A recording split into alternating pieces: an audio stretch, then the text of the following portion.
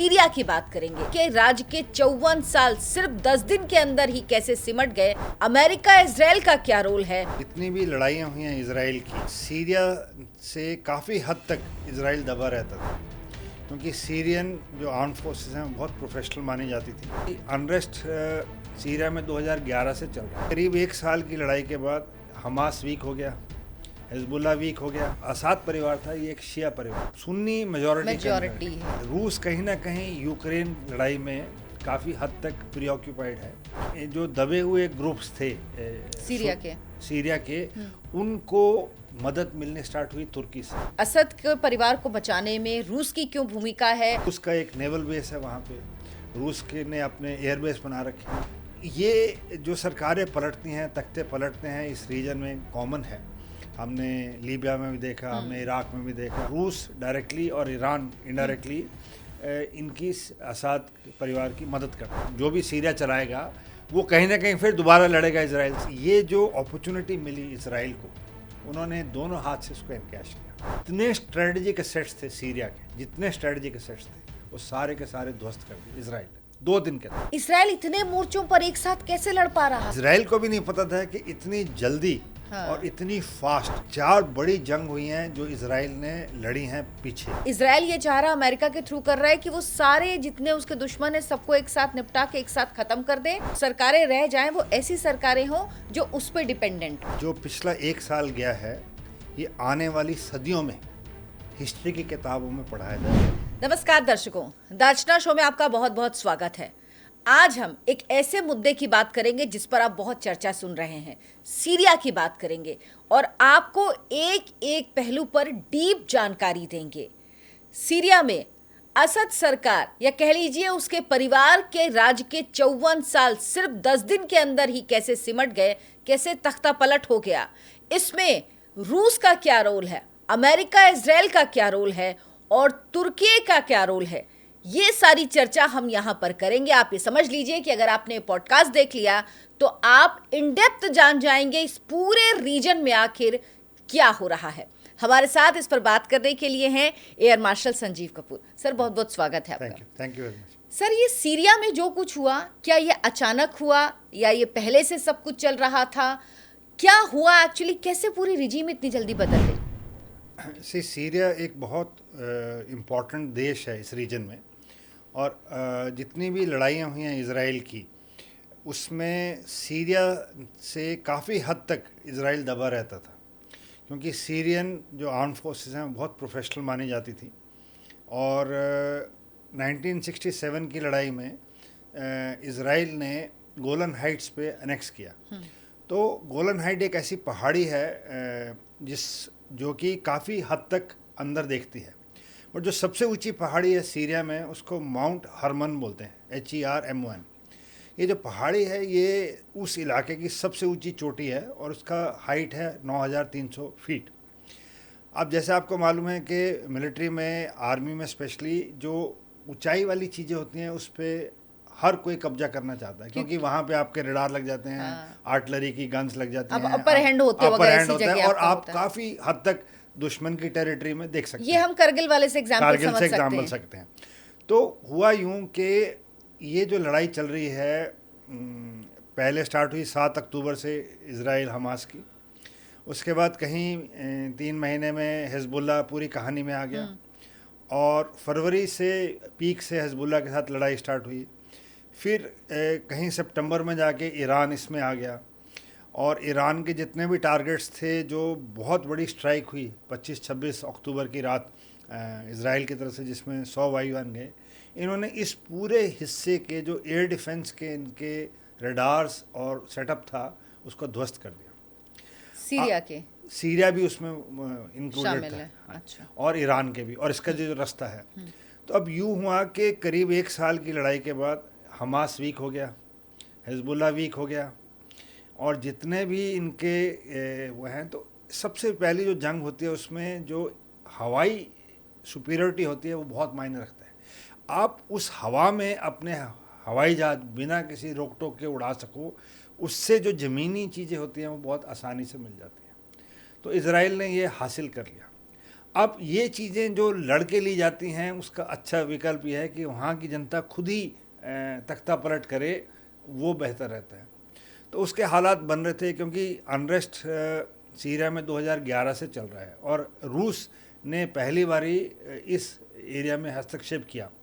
तो पिछले 13 साल से रूस डायरेक्टली और ईरान इनडायरेक्टली इनकी असद परिवार की मदद करता है, असद परिवार की मदद करता है और उनको, बट धीरे धीरे एक बहुत कॉम्प्लेक्स देश है सीरिया। उसके अंदर सुन्नी हैं, उसके अंदर शियाज हैं, उसके अंदर अहमदियाज हैं, उसके अंदर कर्ड्स हैं, उसके अंदर इस्माइलीज हैं, उसके अंदर बाकी सेक्ट्स के लोग हैं, क्रिश्चियंस हैं, ड्रूज हैं, तो कुछ कबीले हैं। तो ये एक लूज सा वो है।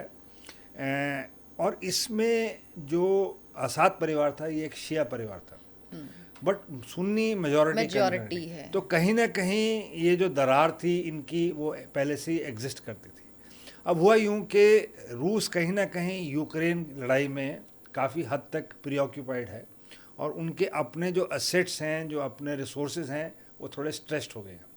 दूसरा, नवंबर में जब ट्रम्प जीते, उसके बाद से अमेरिका और नेटो ने यूक्रेन को ऐसे आर्म्स एमुनिशन सप्लाई करने स्टार्ट किए कि रशिया को अपनी डिफेंस के ऊपर ज़्यादा ध्यान देना पड़ रहा है बनिस्बत वो सीरिया की मदद करें। तो कहीं ना कहीं जो दबे हुए ग्रुप्स थे सीरिया के उनको मदद मिलने स्टार्ट हुई तुर्की से। अब तुर्की एक नई पावर के रूप में पैदा हुआ इस इलाके में, क्योंकि उन्होंने इस ग्रुप को काफ़ी हेल्प करनी स्टार्ट की। तो एक ग्रुप है HTS बोलते हैं उसको, हयात तहरीर अल शाम। हाँ जी। तो उसके जो मोहम्मद अल जौहरी उनके कमांडर हैं, ये एक एक्स अल कायदा के लीडर हैं।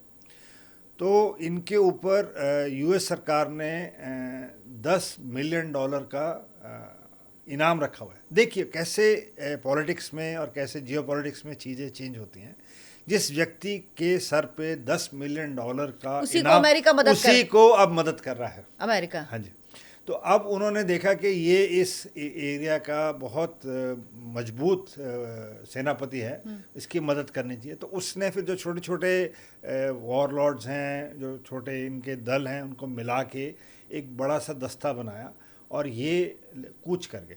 अब जब कूच कर गए तो पहले से ही असद वीक थे बिकॉज इनके वो हैं, बट इतनी जल्दी बिना रेजिस्टेंस के ये गिरेंगे, यही बात तो समझ में नहीं आ रही। तीन तरफ से ये ऐसा? इन्होंने मिली किए। नॉर्थ से कुर्दिस्तान के लोगों ने अटैक करना किया, नीचे से जो इनके ट्रूप्स हैं जो कि लॉयल है टर्की के, उन्होंने अटैक किया, और वेस्ट से ये सुन्नी। तो तीन तरफ से दमस्कस की तरफ अटैक स्टार्ट हुआ कोऑर्डिनेटेड। तो 3 से 4 दिन के अंदर अंदर ये पूरा का पूरा असद रजीम खत्म हो गया। और असद के लिए पहले कहा गया कि वो कहाँ हैं, जो रूस उनको लेकर जहाज गया है वो क्रैश हो गया। उसके बाद पता लगा कि नहीं, वो रूस में अपने परिवार के साथ सुरक्षित हैं। इस पूरे असद के परिवार को बचाने में रूस की क्यों भूमिका है? रूस क्यों इतना बैकअप कर रहा है? रूस ने ही असद परिवार की मदद की। पिछले पूरे 13 साल से जो लड़ाई चल रही है, जिससे सीरिया रेबल्स के साथ लड़ता आ रहा है अपने इलाके में, उसमें पूरा का पूरा रूस ने साथ दिया। रूस का एक नेवल बेस है वहाँ पे, रूस के ने अपने एयरबेस बना रखे हैं। रूस इनकी सीरियन फोर्सेस की ट्रेनिंग करता है, उनको असला प्रोवाइड करता है, क्योंकि रूस ने रियलाइज़ किया कि ये जो एरिया है, इसको अपने देश से जितनी दूर हम डिफेंड करके अपना एरिया प्रोटेक्ट कर सकते हैं, नहीं तो ये तो इनके दरवाजे तक आ जाएंगे सारे। तो ये जो असद परिवार निकल के गया है अपने जहाज़ से IL-76 से, ये पहले से इन्होंने अपना बैकअप प्लान रखा होगा। ये जो सरकारें पलटती हैं, तख्ते पलटते हैं, इस रीजन में कॉमन है। हमने लीबिया में भी देखा, हमने इराक में भी देखा, हमने बाकी और देशों में भी देखा यहाँ पे। तो ये जो चीज़ है, बट इतनी जल्दी 4 दिन के अंदर अब क्या होता है कि ये जो अपॉर्चुनिटी मिली इजराइल को, उन्होंने दोनों हाथ से उसको एनकैश किया। तो जैसे मैं आपसे थोड़ी देर पहले कह रहा था, एक माउंट हरमन करके पहाड़ी है, वो इस इलाके की सबसे ऊंची पहाड़ी है, जो जहाँ पे सीरिया ने अपने सारे डिफेंसेस लगाए थे। तो जैसे ही 8 तारीख को यहाँ से असद निकले, 8 दिसंबर को, इजरायली ट्रूप्स ने पूरी उस पर अटैक कर दिया। तो 9 और 10 तारीख को जितने स्ट्रेटजिक एसेट्स थे सीरिया के, जितने स्ट्रेटजिक एसेट्स थे, वो सारे के सारे ध्वस्त कर दिए इसराइल ने 2 दिन के अंदर। उन्होंने जो इनकी 2 नेवल फैसिलिटीज़ हैं सीरिया की, अल बायदा और लताकिया, ये पोर्ट हैं बहुत फेमस, और लताकिया पोर्ट में रूस के नेवल वेसल्स भी रहते हैं। वहाँ 15 समुद्री जहाज वेसल्स इसराइल ने डिस्ट्रॉय कर दिए इन 2 दिन में। इन्होंने 350 सॉर्टीज़ की हैं इसराइलीज़ ने हवाई जहाज़ से, 350। और जितने इनके रनवेज हैं, जितने सीरिया के पाक जहाज खड़े थे, जितने इनकी वेपन प्रोडक्शन है, बड़ी बड़ी फैक्ट्रियाँ थी सीरिया में जो कि रूस की मदद से सेटअप की गई थी। दमस्कस में है, होम्स में है, एक तारतस करके शहर है, लताकिया बहुत बड़ा शहर है आमन्यूशन का, एक पलमायरा शहर है। इन सब के ऊपर इसराइल ने हमला किया। और इनकी जितनी, क्योंकि इसराइल ये चाहता था कि ये जितना असला है ये रेबल्स के हाथ में नहीं आ जाना चाहिए। हाँ। और जो भी आएगा सरकार में, जो भी सीरिया चलाएगा, वो कहीं ना कहीं फिर दोबारा लड़ेगा इसराइल से। तो हम उनको इस स्थिति में छोड़ेंगे कि वो लड़ने के काबिल नहीं है। मतलब हम आपको मदद करें, लेकिन ऐसी मदद करेंगे कि आप हम पे डिपेंड रहें। अच्छा सर, सीरिया पे बात करूँ, लेकिन मेरे दिमाग में एक सवाल आ रहा है, इसराइल इतने मोर्चों पर एक साथ कैसे लड़ पा रहा है? यही तो मैं उस दिन एक ट्वीट भी किया और मैंने एक आर्टिकल भी लिखा, उसमें मैंने यही कहा कि सबसे बड़ी जो मिस कैलकुलेशन किया इन्होंने, ये 7 अक्टूबर पिछले साल जब इसराइल पर अटैक किया, कहीं ना कहीं ये बहुत बड़ी मिस कैलकुलेशन हुई। दे टुक इट के, और इसराइल को भी नहीं पता था कि इतनी जल्दी और इतनी फास्ट, क्योंकि इसराइल अरब के साथ 4 लड़ाइयाँ लड़ चुका है, 1948, 1956, 1967 एंड 1973। 4 बड़ी जंग हुई हैं जो इसराइल ने लड़ी हैं पीछे। इन चारों में उसको इतनी जीत और इतनी चीज़ें नहीं मिली जो इस दौरान में पिछले कुछ महीनों में मिल गई हैं। रातों रात 4 दिन के अंदर जो सीरिया सबसे बड़ा इसका थ्रेट था, वो पूरा का पूरा ध्वस्त हो गया। अब इसराइल ने ऐसा किया है कि उनकी जितनी स्कड मिसाइल्स हैं, क्रूज मिसाइल्स हैं, surface to surface, surface to air, UAVs, fighters, attack helicopters, tanks, hangars, munition dumps, सारे के सारे तबाह कर दिए। अब ये, और ऐसे तबाह नहीं किए, ऐसे तबाह किए हैं जैसे रनवे के अंदर गड्ढे कर दिए बॉम्ब मार मार के, ताकि वो रिपेयर होके भी इतनी जल्दी यूज़ में ना आ सके। तो एक, अब इधर हमास इन्होंने पश्चिम दिशा में पहले ही गाज़ा में ख़त्म कर दिया, साउथ लेबनान में हिजबुल्ला इन्होंने पहले ख़त्म कर दिया, और सितंबर अक्टूबर में इन्होंने जो की ईरान की इंस्टॉलेशन हैं उसको ख़त्म कर दिया। न्यूक्लियर कैपेबिलिटीज़ पे भी उन्होंने थ्रेटन किया, तो उन्होंने बोला कि हमारे पास ये है। तो सारे जो टेंटिकल्स हैं उसको उन्होंने काटने की कोशिश की है। अब क्या sir next regime change Iran है? बिल्कुल, आप आज ही एक वीडियो सुबह आया है, 12 तारीख जो कल गई है, उस पर प्रेसिडेंट नेतन्याहू का, प्राइम मिनिस्टर नेतन्याहू का एक वीडियो है जो उन्होंने पोस्ट किया है। See he also as a statesman realise के अगर कुछ भी चेंज लाना है तो वहाँ के लोग सड़कों पे आने चाहिए। हाँ, बेस्ट तरीका है वो, क्योंकि अदरवाइज रिजीम चेंज होएगी नहीं। तो उन्होंने भी वहाँ की जनता को बोला है कि 1979 से पहले आपका देश एक आज़ाद देश था, एक मॉडर्न देश था ईरान का, और 1979 से लेकर और अभी तक पिछले how many years now, 45 years में आपको हर चीज़ से महरूम रखा गया। आपको सारी जो चीज़ें हैं जहाँ दुनिया आगे निकल गई है वो आपको वो है। आपके यहाँ एजुकेशन, मेडिसिन, जो रिसर्च होना है, जो स्टैंडर्ड ऑफ लिविंग है, जो एमिनिटीज़ होनी चाहिए, जो इंफ्रास्ट्रक्चर होना चाहिए, जो क्वालिटी ऑफ लाइफ होना चाहिए, वो इसलिए नहीं है क्योंकि आपके जो ये लोग हैं इन्होंने billions and billions of dollars, उन्होंने अपनी स्पीच में बोला भी है, इतने बिलियन डॉलर इन्होंने हमास को दे दिए, इतने बिलियन डॉलर इन्होंने हिजबुल्लाह को दे दिए, इतने बिलियन डॉलर इन्होंने हूतीज़ को दे दिए, इतने बिलियन डॉलर। अगर यही रिजीम इतने पैसे लगाती तो आपके लिए ये बन जाता। ये तो कहीं ना कहीं वो वहाँ की जनता से कह रहे हैं कि आप अभी भी मौका है, मतलब अगर आप चाहते हैं तो हम आपकी मदद कर देंगे। तो रिजीम चेंज के लिए ही इज टेलिंग पीपल। क्या इसमें डीप स्टेट का भी इन्वॉल्वमेंट है? क्योंकि पहले अमेरिका जिसका विरोध करता है, जिसके खिलाफ इनाम रखता है, उसी को उसके बाद मदद करने लगता है। इस पर बात करेंगे सर, लेकिन इससे पहले जो ये सब कुछ चल रहा है इस रीजन में, जो कुछ भी हो रहा है, इसमें हमने सीरिया को देखा, सीरिया पे भी इन्वॉल्व हो गया है। क्या अमेरिका अब ये चाह रहा है या इजराइल ये चाह रहा है, अमेरिका के थ्रू कर रहा है कि वो सारे जितने उसके दुश्मन है सबको एक साथ निपटा के एक साथ खत्म कर दे, और जहां पे जो सरकारें रह जाएं वो ऐसी सरकारें हों जो उस पर डिपेंडेंट हो? सी, इस जो पिछला 1 साल गया है, ये आने वाली सदियों में हिस्ट्री की किताबों में पढ़ाया जाएगा। ये मैं आज आपसे कह रहा हूँ। जो पिछले 12 से 14 महीने में घटा इस रीजन में, इस रीजन की पूरी जियोपॉलिटिक्स पूरी आगे के लिए चेंज हो गई है। ये हिस्सा अब इन्होंने ऐसा मिसकैलकुलेट किया है। अब क्या रहेगा कि ये जितने हिस्से हैं, गाज़ा हो गया, वेस्ट बैंक हो गया, हिजबुल्लाह का एरिया हो गया, सदर्न लेबनान हो गया, सीरिया हो गया, this will now form a part of larger Israel. Israel की लूज कंट्रोल रहेगा। जैसे आज एक वीडियो में सुबह देख रहा था, ड्रूज एक वहाँ पे कौम है इन सीरिया, ड्रूज़ों पे बहुत अत्याचार किया गया और उनकी बड़ी सारी पॉकेट्स हैं। ये जो पॉकेट्स हैं, ये लोग अब इजराइलीज़ के पास आए हैं, बड़े सारे उनके कबायली और लीडर्स, कि हमारे को सीरिया में नहीं रहना, आप हमारे को इजराइल की उसमें रखिए, क्योंकि उनको लग रहा है सुरक्षित रहेंगे। हाँ, सेफ है। क्योंकि जो वहाँ के लोग हैं उन्होंने रियलाइज़ किया कि जो भी सत्तापलट होगी फिर वही स्टार्ट होगा, फिर लड़ाइयाँ स्टार्ट होंगी, फिर एक जना दूसरे जने से लड़ेगा। तो इस रीजन की जो मेन चीज़ है वो लड़ाई और वही है, तो उससे बचना चाहते हैं लोग। बशर अल असद, पहले उनके पिता थे वहाँ पे सीरिया में, उसके बाद वो आए, 54 साल राज किया इस परिवार ने। बशर अल असद खुद एक डिक्टेटर, जिस तरह की जेलें बनाई हुई थी, लोगों को जिस तरह से उन जेलों में मारा जाता था, ये सब कुछ है। तो एक डिक्टेटर का शासन था, इसलिए लोगों में नाराज़गी थी, नाराज़गी अंदर से ही थी।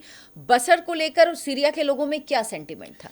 से ये जो एरिया है, यहाँ पे अभी भी अपनी रिलीजियस आइडेंटिटी, अपनी जो ट्राइब है उसके प्रति, अपना जो बेसिक कोर है उसको बहुत ज़्यादा मायने दिए जाते हैं। अब जैसे मैंने आपसे कहा कि असाद की जो रूलिंग पार्टी थी वो शिया थे, शिया की एफिनिटी ईरान से रहती है। मेजर लोग जो वहाँ पे थे वो सुन्नी थे, और जो अत्याचार हुए जो 2011 में ऐसा आया है, दो इन्होंने डिनाई किया है कि केमिकल वेपन्स अपने लोगों पे यूज़ किए हैं, बायोलॉजिकल वेपन यूज़ किए हैं, इन्होंने अंधाधुंध गोलियां चलाई हैं अपने लोगों पे प्रोटेस्ट को ख़त्म करने के लिए। तो कहीं ना कहीं पिछले 10-12 साल से जो डीप रूटेड एंग्विश थी अपने रूलर के प्रति, और इस रीजन में अगर आप देखेंगे तो हर जो देश है ये मिडल ईस्ट में, या दो डेमोक्रेटिकली इलेक्टेड कहते हैं, बट वो वहाँ का एक ऑटोक्रेटिक रूलर है।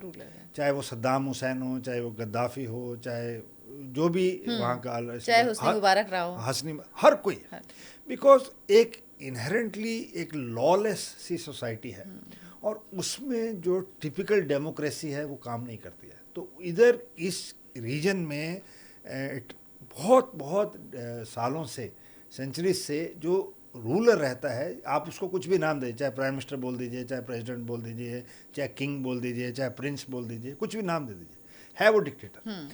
और वो जो जैसा बोलेगा इस रीजन में वैसा ही चलता है। तो that is the way probably they are all used to governing, and fear is what they feel brings in discipline.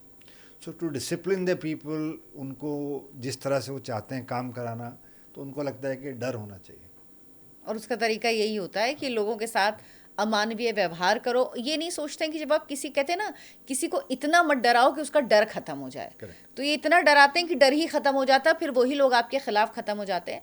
Afghanistan में भी हमने देखा था जिस तरह से रजीम चेंज, लेकिन इतनी जल्दी सीरिया में हुआ, ये वाकई बड़ा शक पैदा करता है कि ऐसा कैसे संभव है। ये बहुत दिनों से प्लानिंग चल रही होगी, ऐसा नहीं है कि 3-4 दिन के अंदर एक बहुत ही प्रोफेशनल आर्म्ड फोर्सेस, वो जैसे जैसे मैं पढ़ रहा था, जैसे माउंट हरमन गए तो there was no resistance at all. जैसे अच्छा, जैसे क्या ये है कि अंदर का ही कोई व्यक्ति शामिल था? Yes, कहते हैं ना, जब yes. कोई आपका घर का भेदी होगा, वो जैसे दरवाजा खोल देता है। पहले होते थे ना, किले के दरवाजे खोल दिए तो कोई दुश्मन अंदर आ गए, तो कोई तो घर का दुश्मन रहा जरूर होगा। हुआ होगा, ये क्लियरली निकला नहीं है, बट मैंने आपसे बोला ना, ये चीज़ें जो अभी हो रही हैं सारी मिलिट्री एकेडमीज में, सारी हिस्ट्री की किताबों में कुछ सालों बाद पढ़ाई जाएंगी कि कैसे 2023 से और 2024 के बीच में, हाँ, अभी मेरे को हाँ, लगता है अगले साल तक भी हाँ, चलेगा, इस दौरान में इस पूरी मिडल ईस्ट की जो जियोपॉलिटिक्स है वो कैसे इसराइल ने चेंज कर दी। एंड आपका कहना बिल्कुल ठीक है, कोई ना कोई ज़रूर इनकी अपनी आर्म फोर्सेस से मिला रहा होगा, इनको बताया होगा कि कैसे वो है। एंड ये जो HTS है जो नया बनाया है वो भी वहीं के रहने वाले हैं, तो उन्होंने के साथ भी जो डिसग्रंटेड सीरियन आर्म फोर्सेस के लोग हैं वो भी जुड़ गए थे। तो जो उस आर्म फोर्सेस के लोग हैं वो अगर रिबेल ग्रुप के साथ जुड़ जाते हैं तो फिर काम और इजी हो जाता है। हाँ जी। अच्छा सर, जो मैं सवाल कर रही थी कि क्या डीप स्टेट का इसमें हाथ है? अब डीप स्टेट एक ऐसी चीज़ है जो कभी खुल के बाहर आती नहीं है, ना इसके बारे में ज़्यादा है, बट इसमें कोई दो राय नहीं है कि जितना जल्दी ये जैन 2025 से पहले चीज़ें बदलना चाहते हैं, क्योंकि उनको ये है कि जैसे ही ट्रंप आया उसके बाद कई चीज़ों पे वो रोक लगा देगा ट्रंप के संभालने से पहले, क्योंकि ट्रंप पहले ही कह चुका कि वो सब रोकेगा ये। तो अगर आप नोट करें दुनिया में नवंबर 5 को ट्रंप के जीतने का रिजल्ट आया, आज हम मिड दिसंबर तक पहुंच रहे हैं, अभी भी हमारे पास 20-22 दिन हैं जब तक ट्रंप ओथ नहीं लेते सेकंड टर्म। इस 20-22 दिन में और भी कई ऐसी घटनाएं घटेंगी थ्रू द डीप स्टेट जो चाहते हैं कि चीज़ें इस हालात से बिगड़े कि जब वो टेक ओवर करे तो कई चीज़ें वापस ना आ पाएँ उस स्टेज तक। मतलब हमारे को नहीं मिला, बट ऐसा भी नहीं है कि आपको मिल जाए, तो उस भाव से कई चीज़ें ऐसे इनहेरिट करेंगे ट्रंप, ये मेरा सोचना है। सर, डीप स्टेट की हम बात करें, लेकिन लोगों को थोड़ा सा बताते हैं कि आखिर डीप स्टेट क्या है? डीप स्टेट एक वर्ड यूज़ होता है लूजली, ये ऐसे लोग हैं जो कभी सामने नहीं आते हैं। ये लोग बेसिकली हर चीज़ जो कि मेनली इनलीगल होती है उसको कंट्रोल करते हैं, चाहे वो आर्म्स हों, चाहे एम्यूनिशन हो, चाहे ड्रग्स हों, चाहे फार्मा कंपनीज हों, चाहे इलीगल माइनिंग हो, जो भी इलीगल काम है, स्मगलिंग हो, इन चीज़ों को लूजली ये कंट्रोल करते हैं ग्लोबली। तो इनके कनेक्शंस हर देश में रहते हैं इनकी, एंड ये बिना सामने आए सरकारों को बदलते हैं। अब अपनी नेबरहुड ही आप देख लीजिए, बांग्लादेश नहीं, आप बांग्लादेश को जा रहे हैं, आप 2021 देखिए, अफ़गानिस्तान में तक पलटता है, तालिबान आ जाता है। 2022 में आप देखिए श्रीलंका में प्रोटेस्ट होते हैं, तख्ता पलट हो जाती है। 2022 में आप देखिए इमरान खान हटाया जाता है। 2022 में म्यांमार में, 21 में म्यांमार जनता पलट लेती है। आप 2024 देखिए बांग्लादेश पलट जाता है। तो ये जो चीज़ें होती हैं, मालदीव्स की सरकार चेंज हो जाती है, तो ये कहीं ना कहीं हमारे इर्द गिर्द के जितने देशों हैं इसमें ये डीप स्टेट इस तरह से हालात पैदा करती है कि लोग सड़कों पे आ जाएं। सर, ये क्या कोशिश इसलिए है कि भारत को चारों तरफ से घेरा जाए? क्योंकि अगर आपके पड़ोस अनस्टेबलाइज है, प्रॉब्लम में है, तो आप भी प्रॉब्लम में रहेंगे, क्योंकि आपका थोड़ा ध्यान उधर रहेगा, क्योंकि भारत में सरकार मजबूत है, कुछ कर नहीं सकते, तो इसीलिए चारों तरफ से घेर के डिस्टेबलाइज करने की कोशिश कर रहे हैं। एक है, बिल्कुल सही स्कूल ऑफ थॉट है, और उसमें कहीं ना कहीं ये इस तरह से चाहते हैं कि किसी मुद्दे को लेके लोग सड़कों पे उतर आए। भारत में भी कोशिश है ये बहुत है, ये जितने प्रोटेस्ट आप देख रहे हैं या किसान आंदोलन देखिए, सीए पर देखिए, वही तो था। ये सब एक ही मकसद है कि लोगों में डिसग्रंटलमेंट पैदा की जाए। कोई दामों को लेके, सब्जियों महंगी हो रही हैं, अनएम्प्लॉयमेंट हो रही है, हमारे पास खाने और उसके लिए सब्सिडी नहीं है, हमारे को फसलों का मुआवजा ठीक से नहीं मिल रहा हमारे को। तो बेसिक थॉट प्रोसेस ये है कि लोग किसी न किसी कारण से नाखुश रहें, और उसको मुद्दा बना के फिर ये आएँ और उसको फिर ऐसे मूवमेंट के तौर से या उनको भड़काया जाए या ऐसे किया जाए which will help to create unrest. तो ये थॉट प्रोसेस रहता है। जब और ख़ास तौर पे सर जब सोरेस जैसे लोग खुद एक कॉन्फ्रेंस में खुद ये बात कहते हैं कि यहाँ पर मोदी गवर्नमेंट अगर रहेगी तो यहाँ पर डेमोक्रेसी नहीं है, ठीक नहीं, रिजीम चेंज होना चाहिए, तो ऐसा नहीं लगता कि कुछ दबा छुपा है, कुछ है? वो तो डायरेक्ट सामने बोल रहे हैं, दिख रहा है। अब वो 94 साल के व्यक्ति 94 ईयर्स के हैं वो, उसको क्या पड़ी है भारत तो में रिजीम चेंज की? हमारे देश में, हाँ हमारे देश में तो 60 साल 70 साल में लोग कमंडल लेके बोला अब हम तीर्थ यात्रा पर निकल रहे हैं, बट वहाँ 94 साल का आदमी ये कह रहा है कि मैं तो जब तक जीवित रहूँगा मैं अनरेस्ट ही चाहूँगा। तो मैं पढ़ रहा था कहीं ना कहीं ये जितने इमिग्रेंट्स आ रहे हैं यूरोप में, ये जितने इमिग्रेंट्स अनरेस्ट पैदा कर रहे हैं अमेरिका में, जितने ये अभी इलेक्शंस हुए जिनके पास वोटर आईडी नहीं है और जिन्होंने वोट डाले इलीगली, ये कहीं ना कहीं डीप स्टेट ने फंड किया। एंड इनका नेक्सस इतना बढ़िया रहता है, जो मेन स्ट्रीम मीडिया रहता है और जो मेन स्ट्रीम पॉलिटिशियंस रहते हैं उनकी फंडिंग डीप स्टेट से आती है। तो जो नरेटिव है वो मीडिया प्रस्तुत करता है, जो चीज़ें अमल में लानी हैं वो पॉलिटिशियंस करते हैं, और ये हम अपने देश में देख भी रहे हैं। और जो करवा रहा है वो कभी सामने नहीं आता। तो जो कॉमन आदमी है वो, उसको पता भी है झूठ बोल रहे हैं, उसको पता भी है ये चीज़ सच नहीं है, ये नहीं है, बट वो बार बार वही चीज़ें वही दोबारा उस विजुअल से, उस नैरेटिव से अखबारों में, टेलीविज़न में, सोशल मीडिया में आपके सामने प्रस्तुत की जाती हैं विद डिस्टॉर्टेड फैक्ट्स। तो कहीं ना कहीं इंसान को ऐसी फीलिंग आती है कि काश या शायद इसमें कुछ हकीकत है या सच है। तो इस तरह से दे टारगेट माइंड्स। तो दुनिया में आप जो तस्वीरें देख रहे हैं वो तस्वीर देखिए और अपने देश की तस्वीर देखिए, आपको फ़र्क समझ में आएगा। क्यों एक मजबूत सरकार की ज़रूरत होती है देश में, क्यों एक ऐसी सरकार की ज़रूरत होती है जो लोकतांत्रिक तरीके से चुनी जाए, जिसको लोग चुनकर आए, लेकिन उसके बावजूद भी उसको हटाने की अंतर्राष्ट्रीय स्तर पर अगर कोशिश हो रही, तो ये समझिए टारगेट भारत है। भारत बढ़ती हुई शक्ति है, मजबूत शक्ति है, जो दुनिया के जो ऐसे लोग हैं उनसे बर्दाश्त नहीं। और इसीलिए शायद एक के बाद एक कोशिश भी हो रही है कि सीरिया से लेकर भारत के अड़ोस पड़ोस के देश, हर जगह कहीं ना कहीं ये इस तरह से अनरेस्ट पैदा किया जाए। लेकिन हमें देख के, सोच के, समझ के काम करना है, अपने दिमाग से काम करना है। ऐसी तस्वीरों को हमेशा लॉजिकली देखना है और समझना है कि क्या हमारे हित में हमारे देश के और क्या नहीं है। Sir thank you so much इस जानकारी के लिए, बहुत बहुत धन्यवाद आपका। Thank you. आप लोगों से गुजारिश है, हमारे चैनल आयन भारत को सब्सक्राइब जरूर कीजिए, इस वीडियो को लाइक कीजिए, शेयर कीजिए, ज़्यादा से ज़्यादा लोगों तक पहुंचाइए। धन्यवाद। एंड मैं और एक चीज़ कहूँगा, मैं अपने सोशल मीडिया के हैंडल्स आपके साथ शेयर कर देता हूँ, तो आप नीचे लिंक में डाल दीजिए। अगर किसी के कोई प्रश्न हो, कुछ उत्तर हो या कोई क्लैरिफाई करना चाहता है तो वो मेरे को डाल सकते हैं। आप कमेंट भी कर सकते हैं, सर रिस्पॉन्ड करेंगे अगर आप कमेंट करेंगे। अगर आपको कुछ लगता है, कोई चीज़ आपको जाननी है तो आप ज़रूर कमेंट करें। धन्यवाद, नमस्कार।